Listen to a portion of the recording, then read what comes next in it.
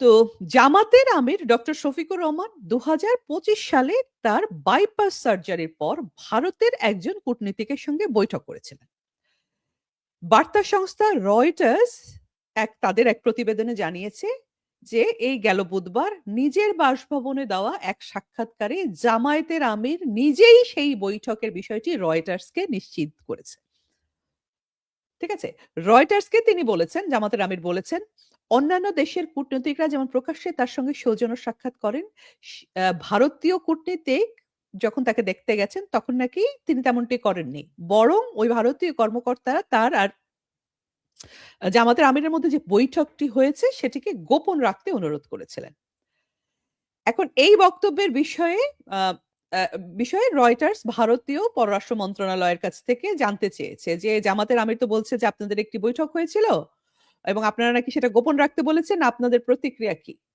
কিন্তু ভারত কোনো প্রতিক্রিয়া এটাতে দেয়নি। রয়টার্স এবার জামাতের আমিরের কাছে আরো জানতে চেয়েছে যে পাকিস্তানের সঙ্গে জামাতের ইসলামের ঐতিহাসিক যে ঘনিষ্ঠতা আছে সেটি নিয়ে।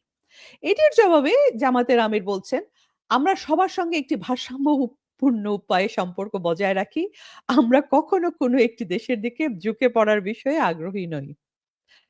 দর্শক, এটি আমি আসলে না হেসে যতবার পড়েছি আমি আসলে না হেসে পড়তে পারিনি এই বিষয়টি। কারণ হচ্ছে যেই জামাত পাকিস্তানের সাথে আ আ মিলে বাংলাদেশে গণহত্যা চালিয়েছে, নিজের দেশের সাথে বেইমানি করেছে এবং তাদের এত বছরের ইতিহাসের এই ৫৪ বছরের ইতিহাসে তাদের পাকিস্তান প্রীতি তো কারো কোনো অজানা নয়। তারপরেও তিনি মানে এটাকে কি বলবো? এটাকে মিথ্যাচার বলাটাও একটা কম হয়ে যায়। এটা এতই একটা হাস্যকর একটা দাবি। আচ্ছা।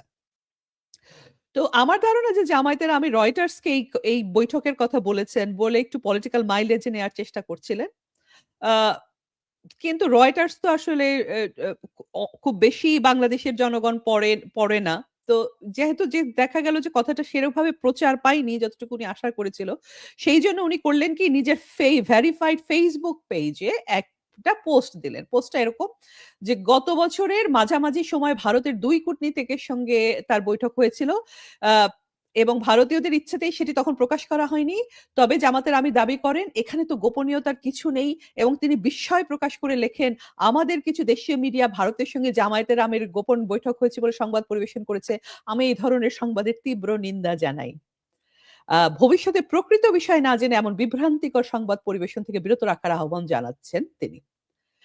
এখন দর্শক, নিউজ চ্যানেলগুলো যে এই নিউজটা করেছে এটা তো জামাতের আমিরের দেওয়া সাক্ষাৎকারের ভিত্তিতেই রয়টার্সের সাথে। উনি যদি এটা প্রকাশিত নাই করতে চাইতেন তাহলে উনি আর রয়টার্সে এই সাক্ষাৎকার দিয়ে এটা বলছেন কেন?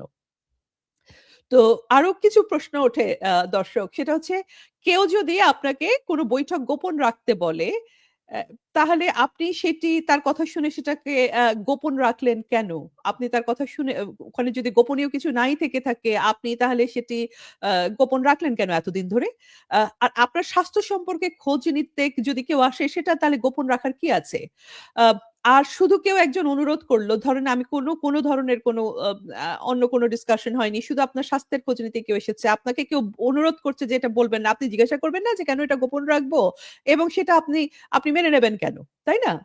আ আর যদি আচ্ছা ঠিক আছে, ধরে নিলাম যে কোনো একটা বিচিত্র কারণে আপনি সেটাকে গোপন রেখেছেন এতদিন। তাহলে এখন সেটা ঢোল পিটিয়ে জানাচ্ছেন কেন?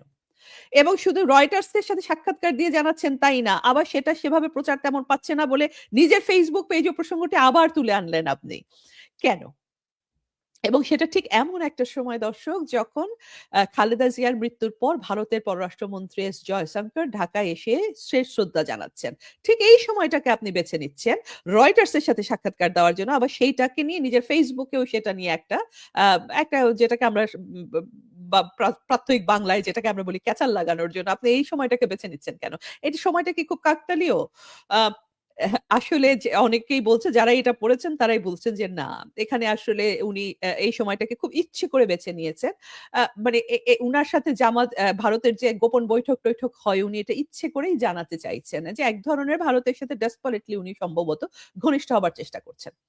তো এই হলো দর্শক জামাতের রাজনীতি। আজীবন ভারত বিদ্বেষী বক্তব্য দিয়ে রাজনীতি করা। আ ভারত বিদ্বেষী বক্তব্য দিয়ে দেশে সংখ্যালঘু নির্যাতন করা, সহিংসতা করা, আবার সেই ভারতের সঙ্গেই বৈঠক করা, আবার তাদের অনুরোধেই সেটি গোপন রাখা এবং সুবিধে মতো সময়ে সেটি প্রকাশ করে দেওয়া। এই কয়দিন আগেই ডক্টর শফিকুর রহমান বলেছিলেন, আহ, ভারত আমাদের নিকটতম প্রতিবেশী, আমরা ভারতকে অহেতুক কষ্ট দিতে চাই না, কিন্তু অন্যায়, অমানবিক, অহেতুক কোনো কিছু চাপাতে বা কষ্ট দিতে চাইলে আমরা কারো চোখের দিকে তাকাবো না। কথাগুলো শুনতে দৃঢ়, খুবই সাহসী বক্তব্য, তাই না? কিন্তু বাস্তবে কি তাই? মানে কথাগুলো বাঘের মতো, কিন্তু আচরণ তো বিলাইয়ের মতো, বিড়ালের মতো, তাই না? আহ, জামাতের সেক্রেটারি জেনারেল মিয়া গোলাম পারওয়ার বলেছেন, পলাতক মৃত্যুদণ্ডপ্রাপ্ত আসামিকে যারা আশ্রয় দিয়েছে, আমরা মনে করি এই ঘৃণ্য অপরাধীদের পক্ষেই তারা অবস্থান নিয়েছে। অথচ একই সেই জামাতের আমির ভারতের সঙ্গে গোপন বৈঠক করেন, আবার সেই বৈঠক আম, গোপন রাখার অনুরোধটা মেনে নেন, গোপন রাখেনও, আবার পরে আবার বলে এতে গোপনীয়তার কিচ্ছু নেই। আর ২০২৪ সালের ২৬শে ডিসেম্বর ডক্টর শফিকুর রহমান তো অনেক বয়ানই দেন, তার মধ্যে একটা উল্লেখ করি। ২০২৪-এর ২৬শে ডিসেম্বর উনি বলছেন, শেখ হাসিনা বাংলাদেশকে ভারতের হাতে ইজারা দিয়েছিলেন। তিনি বাংলাদেশের প্রধানমন্ত্রী ছিলেন না, তিনি ছিলেন ভারতের সেবাদাসী। ভারতকে উদ্দেশ্য করে তিনি আরো বলেন, আপনারা শেখ হাসিনাকে বৈধভাবে না অবৈধভাবে আশ্রয় দিয়েছেন সেটা বিশ্ব দেখবে, কিন্তু প্রশ্ন হচ্ছে আমাদের দেশ নিয়ে ষড়যন্ত্র আহ করেন কেন? দর্শক, এই বক্তব্যগুলোকে পাশে দাঁড় করিয়ে যদি আজকের গোপন বৈঠক, গোপন রাখার অনুরোধ আর সুবিধাজনক সময় প্রকাশের সিদ্ধান্ত দেখি, তাহলে কিন্তু আহ, তাহলে কি মনে হয় দর্শক? আজকে ভারতের যারা যেই ভারত ষড়যন্ত্র করছে বাংলাদেশের বিরুদ্ধে বলে আপনারা বলেন, প্রচার করেন, সেই ভারতের সাথে আপনারা কিসের বৈঠক করেন? গোপন বৈঠক। আবার সেই বৈঠক আবার আপনারা গোপন রাখেন কেন? জাস্ট তাদের মুখের কথায়, তাহলে ভারতের সেবাদাস আসলে কে? তাই না? আহ ভারত কি তাহলে জামাতের রাজনীতিতে হঠাৎ করে নতুন করে খুব গ্রহণযোগ্য হয়ে উঠেছে? নাকি ভারত বিরোধিতা এখন কেবল একটা জনসমাবেশের ভাষণ, শুধু রাজনৈতিক হাতিয়ার, আর আসল কূটনীতি, আসল আলোচনাগুলো চলে পর্দার আড়ালে? তো রাজনীতিতে মত বদলানো তো বদলাতে পারেন আপনি, কিন্তু দ্বিচারিতা যেটা, ভণ্ডামো যেটা, শয়তানি যেটা, সে ষড়যন্ত্র যেটা, সেটা কিন্তু মানুষ ভুলে যায় না। আর জামাতে ইসলামের রাজনীতি কেবল আজকের দ্বিচারিতা তা তো নয়, এটি একটি ধারাবাহিক ইতিহাস আছে দর্শক। মানে এই দ্বিচারিতার ১৯৭১ সালে যখন বাংলাদেশ তার অস্তিত্বের জন্য লড়াই করছে, তখন এই দলটি পাকিস্তানি হানাদার বাহিনীর পাশে দাঁড়িয়েছিল। তারা আল বদর, আল শামস গঠন করে গণহত্যা, ধর্ষণ, বুদ্ধিজীবী হত্যা এবং সন্ত্রাসের সক্রিয় ভূমিকা রেখেছিল। এটি কোনো মতামত নয়, এটি তো ঐতিহাসিক সত্য। তারপর স্বাধীনতার পর তারা বছরের পর বছর সেই মুক্তিযুদ্ধের ইতিহাসকে অস্বীকার করেছে। কখনো বলেছে গণহত্যা হয়নি, কখনো বলছে যে বাংলাদেশে গণহত্যার সংখ্যাটা বাড়িয়ে বলা হয়েছে, কখনো বলছে যে যুদ্ধটা নাকি ছিল গৃহযুদ্ধ। এই অস্বীকার ছিল। আসলে একটা অপরাধ তো তারা ৭১ সালে করেছে, পাকিস্তান বাহিনীর দোসর হয়ে এদেশে গণহত্যা চালিয়ে। আর এই যে অস্বীকার, ডিনায়াল, জেনোসাইড ডিনায়াল, এটা ছিল তাদের দ্বিতীয় দফার অপরাধ, শহীদদের স্মৃতির বিরুদ্ধে, ভুক্তভোগীদের ন্যায় বিচারের বিরুদ্ধে। একদিকে তারা মুখে বলে আমরা ভারসাম্যপূর্ণ পররাষ্ট্রনীতি চাই, আরেকদিকে ৭১-এর দায় অস্বীকার করে, যুদ্ধবৎপরাধীদেরকে বাঁচাতে লবিং করে, ইতিহাসকে বিকৃত করে। একদিকে তারা প্রকাশ্যে ভারত বিরোধী স্লোগান তোলে, অন্যদিকে গোপনে ভারতীয় কূটনীতিকদের সঙ্গে বৈঠক করে, গোপন রাখতে বললে সেই অনুরোধ মানে, আবার সুবিধাজনক সময় সেটা প্রকাশ করে। একদিকে তারা বলে আমরা কারো চোখের দিকে তাকাবো না, অন্যদিকে চোখের আড়ালেই কিন্তু তাদের সব ষড়যন্ত্র, সব সিদ্ধান্ত। ১৯৭১-এ তারা মাতৃভূমির সঙ্গে বিশ্বাসঘাতকতা করেছে।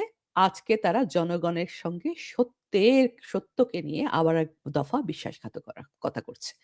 একসময় তারা বলেছিল পাকিস্তানি আমাদের ভবিষ্যৎ, মনে আছে দর্শক? আর আজ তারা বলে তারা নাকি স্বাধীন বাংলাদেশের রাজনীতির নৈতিক অভিভাবক। কিন্তু ইতিহাস তো দর্শক ভুলে যায় না, এই দেশের মাটিও ভুলবে না, আর জনগণও ভুলবে না। তারা মনে রাখবে কে অস্ত্র ধরেছিল হানাদারদের পক্ষে, আর কারা জীবন দিয়েছিল দেশটির জন্য। রাজনীতি পরিবর্তন হতে পারে, কিন্তু গণহত্যার দায় মুছে যায় না। বিশ্বাসঘাতকতার দাগও ভাষণ দিয়ে ঢেকে রাখা যায় না দর্শক।